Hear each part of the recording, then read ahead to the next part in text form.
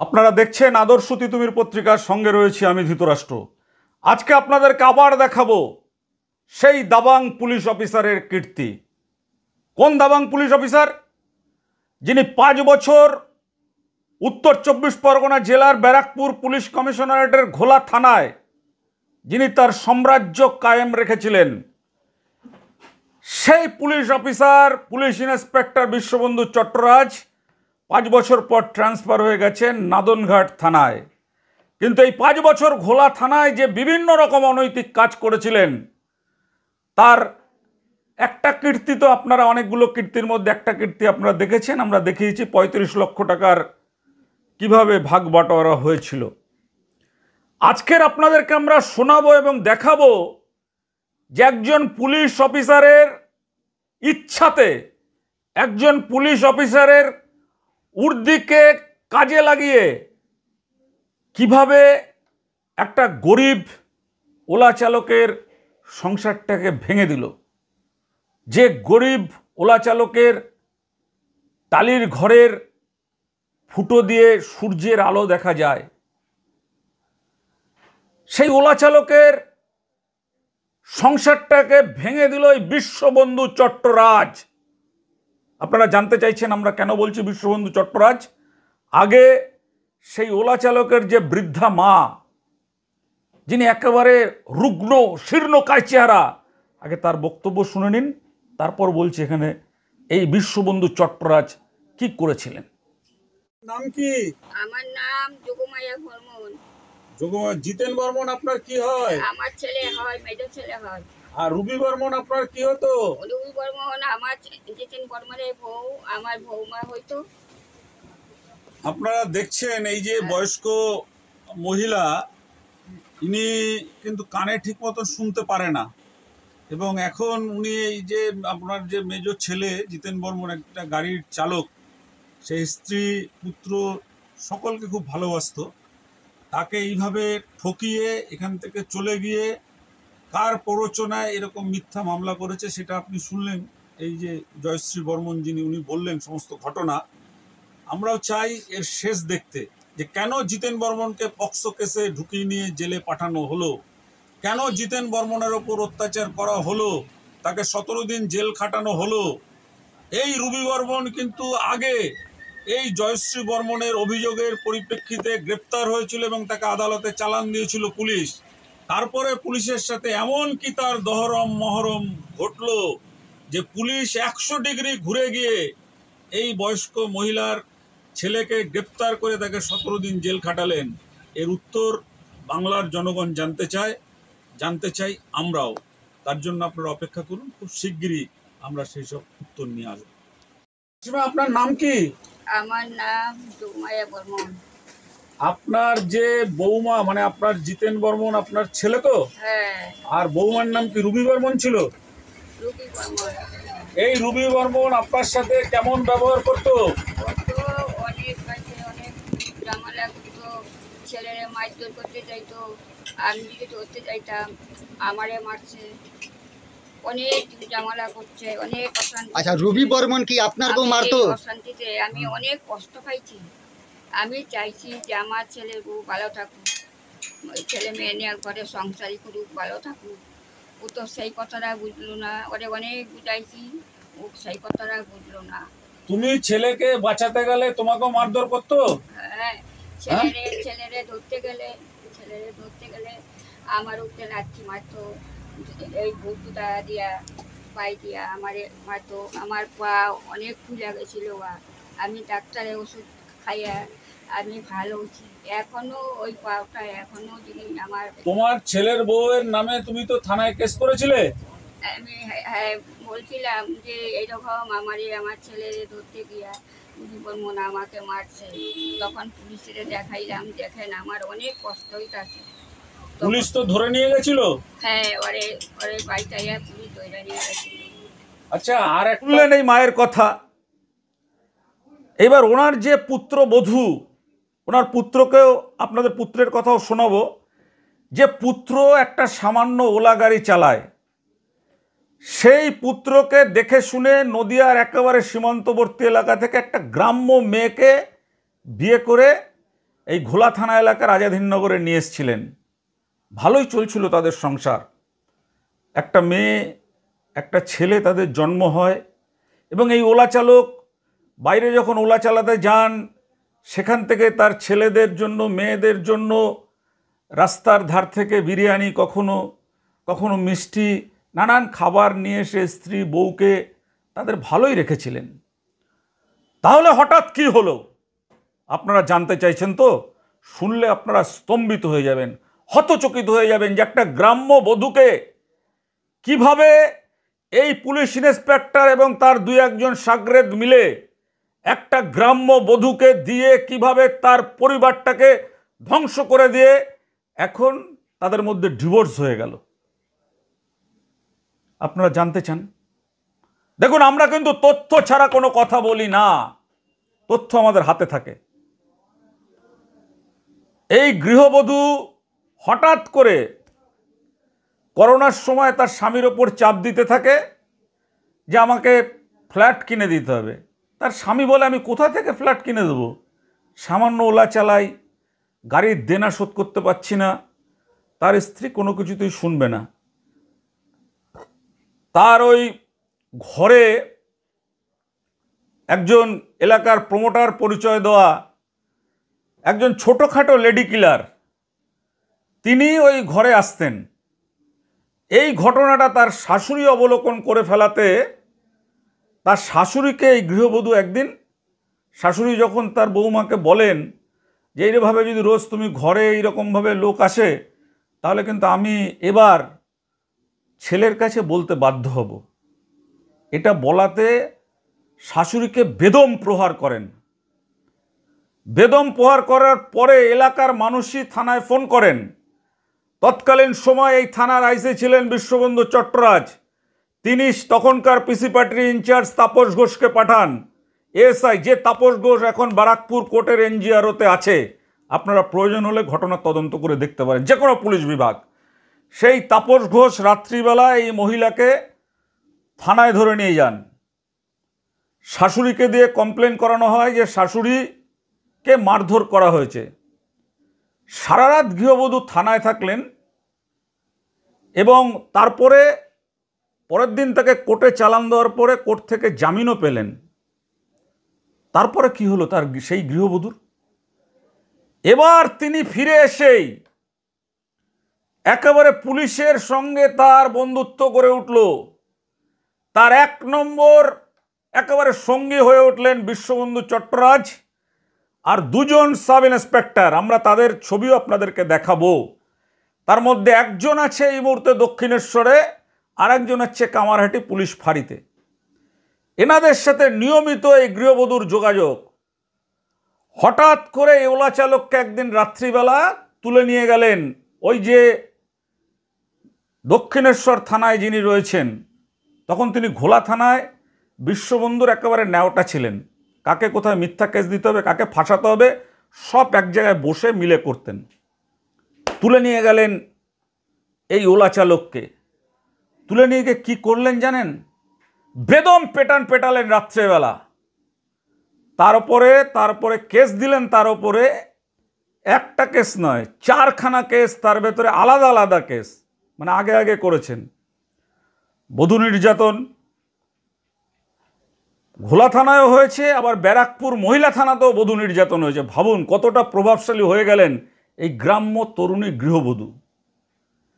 এবং কি করলেন? পক্সো কেস, এবং আরও কেস লেখালেন যে তার স্বামী নাকি তাকে বন্দুকের বাট দিয়ে মেরেছেন। এই শব্দটা তো পুলিশের শব্দ। তাকে নিয়ে বেদম রাত্রেবেলা পিটিয়ে কোর্টে চালান করলেন। 17 দিন জেলে ছিলেন এই ছেলেটি। 17 দিন জেলে থাকার পরে তার বউ ঘর ছেড়ে চলে গেলেন।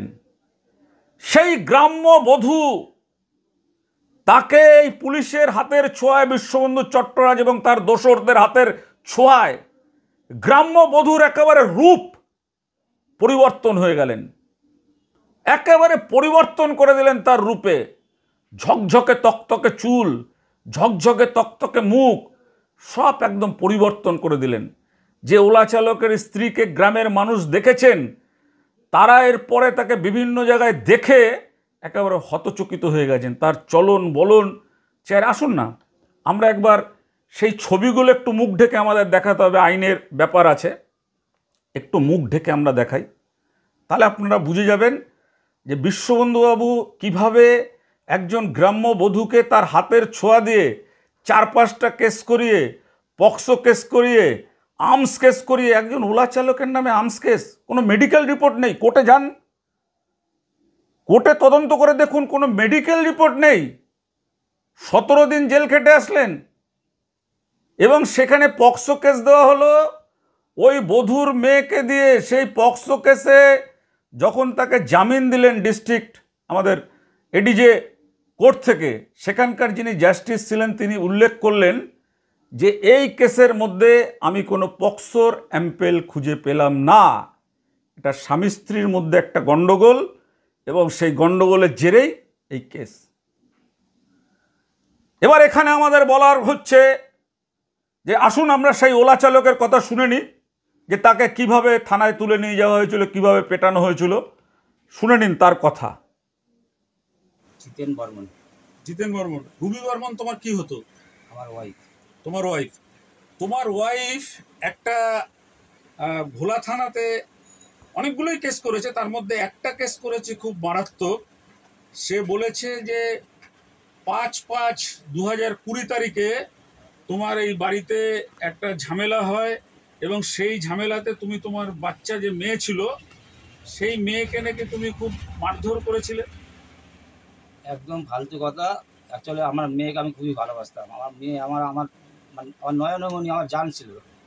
ছেলে মেয়েকে কোনোদিন না খেয়ে রাখতাম, অন্তত বাইরে অন্তত কিছু খাওয়ার আগে অন্তত ছেলে মেয়েকে আর এনে খাওয়াতাম। আর বিনা প্ররোচনা আমার বউ কন্টিনিউ এরকমভাবে আমার মেয়েকে এরকমভাবে বদনাম দিয়ে আমাকে জেলে ঢুকিয়ে পালালো। আপনার সঙ্গে সঙ্গে 4টে সাংবাদিকও নাম দেওয়া হয়েছে, যেইখানে হচ্ছেন ধৃতরাষ্ট্র দত্ত, সুরেন্দ্র সিং, ব্রিটিশ সুন্দর রায়, দীপজয় দত্ত। এই 4 জন কি আপনাদের যখন ঝামেলা হতো তখনও কখনো এসেছে? কোনোদিনও নয়, কোনোদিনও আসেনি। আর পাড়ার ছেলে হিসাবে আমি ওদের চিনি, কিন্তু কোনোদিনও আমার এই ঝামেলার মধ্যে কোনোদিনও আসতো না। সুরেন্দ্র সিং, ব্রিটিশ সুন্দর রায় এইখানে তো থাকে না, না। তারপরে ওদের নাম দেওয়া হয়েছে।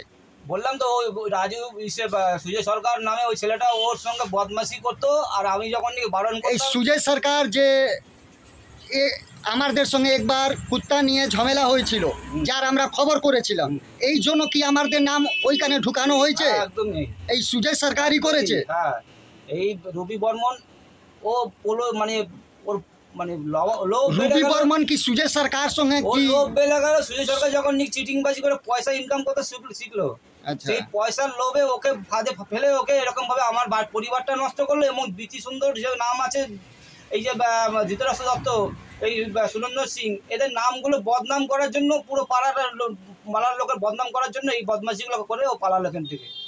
আচ্ছা, সুজয় সরকারের সাথে আপনার স্ত্রীর কি রিলেশন ছিল? আপনার মা বললেন যে আপনার সংসার ভাঙার নায়ক। ডিউটি করতাম, মাঝে মাঝে খবর শুনতাম, মানে পেতাম ও নাকি বাইকে করে স্কুটিতে করে ঘুরতে যেত। আমরা তো শুনি সরকার ওকে সংসার ভাঙানোর জন্য ওকে দিনের পর দিন এখানে সেখানে নিয়ে গিয়ে ওকে নিয়ে প্রলোচনা দিয়ে, পয়সার লোভ দেখিয়ে ফ্ল্যাট বাড়ি দেবে, এই সমস্ত প্রলোচন দিয়ে ওকে নিয়ে বা ফুর্তি করতো ওকে নিয়ে। আচ্ছা, আপনাকে এরকম বলেছিল যে আপনার এই বাড়ি দোতলা করে দেবে, আপনার বউকে প্রস্তাব দিয়েছিল? আমাকে একবার বলেছিল, তো দাদার সঙ্গে কথা হয়েছে। আমি কি কথা? তো বাড়িটা নিচে দোকান করবো আর উপরে তোর ঘর করে দেবো। আমার সঙ্গে তো দাদার সঙ্গে এরকম কথা হয়নি। আমার দাদাকে গিয়ে বলছে তোর ভাইয়ের সঙ্গে কথা হয়ে গেছে। তখন আমি ওকে বকলাম, আমি বললাম কারণটা কি, তুই এত মাথা ঘামাচ্ছিস কেন? আমার দোতলা বাড়ি দরকার নেই। সুজয় সরকারের কথা আপনাকে কোনো ব্যাপারে বলেছিল? হ্যাঁ, আমাকে কন্টিনিউ বলতো, তুই পয়সা ইনকাম করতে পারিস না, তোর মতন আমার মানে অকর্মা কুলঙ্গার ছেলে আমার দরকার নেই। আপনি কতদিন জেল খেটেছেন? 17 দিন। কি এই পক্সো কেসে? পক্সো কেসে। পুলিশ আপনাকে থানায় নিয়ে কি করেছিল? আমাকে তো প্রথমদিন নিয়ে গিয়ে কন্টিনিউ মারলো। কে মারলো? ওই ওসি নাম কি ছিল? সিদ্ধার্থ মিশ্র। তাদের সাঙ্গপাঙ্গ মানে যেগুলো নাকি সিভিক পুলিশ কিছু ছেলেবেলে আমাকে কন্টিনিউ মারলো। আচ্ছা, বলছি যে আপনার তো কেউ নেই, আপনার মা একটা বয়স্ক, মা আর আমি এই দুজনেই, আর আপনার আপনি ট্যাক্সি চালিয়ে খান। আমাদের পরিবারে আমার মা আর আমি থাকি, আর কেউ থাকে না। আচ্ছা, বলছি যে এই যে আপনার নামে এতগুলো মিথ্যা কেস হলো, প্রথমে তো আপনার মাকে মেরেছিল, তখন আপনারা একটা থানায় কেস করেছিলেন এবং এরকম রুবি প্রায় বর্মনকে মাঝে ধরে মাঝে নিয়েছিল। প্রায় মাঝে মাঝে ওকে বলতাম এরকম করো না, এই ভালো না, এগুলো সেই না, ঘরের বউর মতন থাকবে। ও কি করতো, ও বলতো না আমার কোথায় আমি যাব না যাব আমার ইচ্ছা মতন, আমাকে কোনোদিন বাধা দেবে না। তারপরে কন্টিনিউ এরকম হতে হতে ও কী করলো, কন্টিনিউ ব্যবহার আমার সঙ্গে খারাপ শুরু করলো, আমাকে কন্টিনিউ মারধর করতো, কোনো সময় চুলের মুঠি ধরে, কোনো সময় হাতের নখ টোক দিয়ে গায়ের মধ্যে ছিঁড়ে ফেলে দিত, কখনো মাকে মারধর করতো। একদিন আমি ডিউটি থেকে আসার পর দেখি ও অশান্তি হচ্ছে, মাকে মারধর করেছে, মাকে শাড়ি ফাড়ি ছিঁড়ে ফেলে দিয়েছে, মাকে ওখানে গিয়ে বাইরে গিয়ে বসেছিল, ঘরে ঢুকতে দেয়নি, এক গামলা জল দিয়ে গায়ের মধ্যে ঢেলে দিয়ে বলছে ঘর থেকে বেরা। এরকম বদমাইশিগুলো করতো। তখন তার কাছে আমি পুলিশ থানায় গিয়ে মাকে নিয়ে গেলাম। একবার আপনার বউকে তো পাড়া লোকও মেরেছিল। হ্যাঁ, তো বদমাইশি করবে তো পাড়ার কোন পাড়াতে ভালো লাগবে ওকে? কোনো মহিলা যদি নোংরা দুশ্চরিত্র হয় তাকে কি ভালো লাগবে? আচ্ছা, এই রাজু সরকার তো 4টে বিয়ে করেছে, তারপরেও আপনার বউকেও তো সবাই মানে ডজন বিয়ে করে। ওদের পরিবারের কোনো বিষয় আছে নাকি? ওদের কোনো মান সম্মান আছে না ইজ্জত আছে? পাড়ার লোক যা আছে, পাড়ার মানে মহল্লার যে লোক, তারা কি ওকে ভালো দেখে? পয়সা টোপ দিয়ে আপনার বউকেও হাতে করে নিয়েছিল। কোন বাড়ির বউটা সুন্দর আছে তার বউটাকে আমি নিয়ে গিয়ে ফুর্তি করবো, ওর কাজটাই হচ্ছে এরকম। আচ্ছা আচ্ছা, আর বলছি যে আপনার বউ আপনার মাকে যখন জল ঢেলে দিয়েছিল বা নির্যাতন করেছিল, তখন থানায় গিয়ে আপনারা কেস করেছিলেন? কেস করেছিল, তখন বউকে তুলে নিয়ে গেছিল। তখন রাতেবেলা নিয়ে গেল, ওকে তুলে নিয়ে গেছিল, পরের দিনও জামিন পেয়ে যায়। এই জামিনটাও তো মানে সুজয় সরকার ওই 5,000 টাকা দিয়েছে। আমি পরে যখন নিয়ে আসলো তখন বললো তুই আমার টাকা খরচ করেছিস, ওই টাকা মনে করেছিস। আমি বললাম কোথায় পেলে টাকাটা? তখন আমাকে বলে যে দেওয়ার সে দিয়েছে। আমি কে দিয়েছে? তোমার মা দিয়েছে না অন্য কেউ দিয়েছে? বলে তো জেনে লাভ নেই। আমি বললাম কে দিয়েছে বলো না, টাকাটা কে দিয়েছে? আচ্ছা, তোকে তুই দেখতে পারবি কে দিয়েছে কে বৃত্তান্ত সব তুই পেয়ে যাবি, হারে পেয়ে যাবি। আচ্ছা, আর একটা জিনিস যেটা মানে শুনতে পাচ্ছি আমরা, যে এই যে থানায় যে পুলিশ অফিসার আপনাকে ধরে নিয়ে মেরেছিলেন সিদ্ধার্থ মিশ্র, এই সিদ্ধার্থ মিশ্রের সাথে অনেক আপনার বউর একটা যোগাযোগ ছিল, মানে প্রথমবার গ্রেপ্তার হওয়ার থানায় যাওয়ার পর থেকে নাকি একটা রিলেশন শুরু হয়েছিল। আসলে রবি বর্মন মানে ও তো একটু দেখতে সুন্দর ছিল, ওর চরিত্র ছিল কোন সুন্দর ছেলে আছে, কোন পুলিশ অফিসার পাঠানো যায়, কোন রাস্তার মানে ভালো বাইক নিয়ে যাবে, হিরোকে পাঠানো যায়, ওর কাজটাই ছিল নোংরামি করা, ওর কাজটাই চরিত্রটাই হচ্ছে এরকম। আচ্ছা, পুলিশ কোনো তদন্ত করেনি? কিচ্ছু করেনি। আর আপনাকে যে আমাকে বিনা পক্সো কেসে যে আপনাকে গ্রেপ্তার করা হয়েছিল, সেখানে পুলিশ সাক্ষী রেখেছে আপনার হচ্ছে লক্ষ্মী বর্মন আপনার কি হয়? আমার বৌদি। আপনার দাদা নিপেন বর্মন কি হয় আপনার? আমার দাদা হয়। আপনার দাদা। আর দুজনকে সাক্ষী রেখেছে সুজয় সরকার আর রিয়া বর্মন। এই দুজন। এই সুজয় সরকারই তো আমার বউকে নিয়ে ফুর্তি করেছে, আর রিয়া বর্মন তো সুজয় সরকারের মানে ওয়াইফ। আচ্ছা, আমাকে বদনাম, আমার পরিবারটা বদনাম করার জন্য এটাই করেছে। এখন তো রিয়া সরকারও শুনলাম পালিয়ে গেছে, ওকে ছেড়ে দিয়েছে। এখন আমার রবি বর্মনকে নিয়ে সংসার পাতার আবার আপনার সুখের সংসারটা ভেঙে দিয়ে গেছে। সে তো ভগবান আছে, দেখবেন না, পাড়ার লোক আছে, পাড়ার লোকও তো আগামী দিনেও সংসার করবে কি করে এখানে এসে, মুখ দেখাতে পারবে মানুষের সমাজে। এখন কোথায় আছেন আপনার বউ? ও কোথায় আছে জানি না, রাস্তায় আবার কোর্টে আবার লাস্ট এই মাস 6 আগে দেখা হয়েছিল, তখন ও জজের কাছে বলছে আমি ওকে নিয়ে সংসার করবো না। তখন জজ আমাকে জিজ্ঞেস করলো কি প্রবলেম হয়েছিল। আপনি জিজ্ঞাসা করেননি যে কেন আপনার নামে এসব মিথ্যা কেসগুলো বললো? এগুলো জজ আমার এত কিছু জিজ্ঞাসা করেনি, ডিটেলস বউর সাথে কথা বলার সুযোগ হয়েছিল? আমি সুযোগ মানে আমি বলেছিলাম আপনি স্যার যদি মনে করেন আমি ওকে নিয়ে এখন সংসার করবো, তখন হাত নাড়িয়ে বলছেন আমি সংসার করবো না। হ্যাঁ, তো আমি তখন বললাম স্যার যাই হোক, ও যদি না করে আমার লাইফটাকে এভাবে নষ্ট করবো? ও তো ফুর্তি করে বেড়াচ্ছে অন্য ছেলের সঙ্গে। এখন বিভিন্ন রকম জায়গায় শুনতে পাই। তাহলে এই পক্সো কেসটা যেটা হয়েছে এটা তাহলে পুরো সম্পূর্ণ বানানো?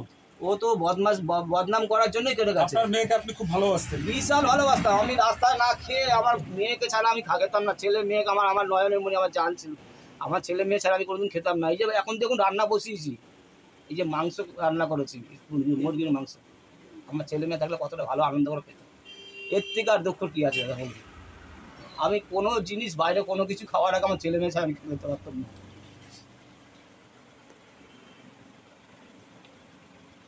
আর এই যে শুনলেন তার কথা, এবার এখানে একটাই আমাদের বলার কথা, যে বিশ্ববন্ধু চট্টরাজ যে খাকি উর্দিটা পরেছেন এবং সত্যমেব জয়তে যে অশোক স্তম্ভটা লাগিয়েছেন, এটা পশ্চিমবঙ্গ সরকারের তরফ থেকে তিনি চাকরি পাচ্ছেন, পশ্চিমবঙ্গ সরকার তাকে বেতন দিচ্ছে মানুষকে রক্ষা করার জন্য।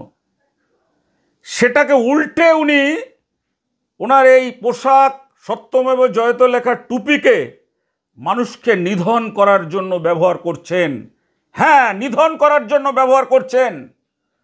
আজকের পর্বে আপনাদেরকে আমরা দেখাচ্ছি যে একটা ওলা চালকের সংসারকে কিভাবে ভেঙে তছনছ করে দিলেন এই ঘোলা থানার প্রাক্তন ওসি বিশ্ববন্ধু চট্টরাজ। আমরা কিন্তু হাতে সব তথ্য নিয়ে কথা বলছি, তদন্তের দায়িত্ব পুলিশের। পুলিশ এবার ওনাকে শাস্তি দেবে, না উনি মানে তদন্ত করবে, না উনি এইভাবেই মানুষকে মিথ্যা মামলায় তার সারা জীবন ফাঁসান।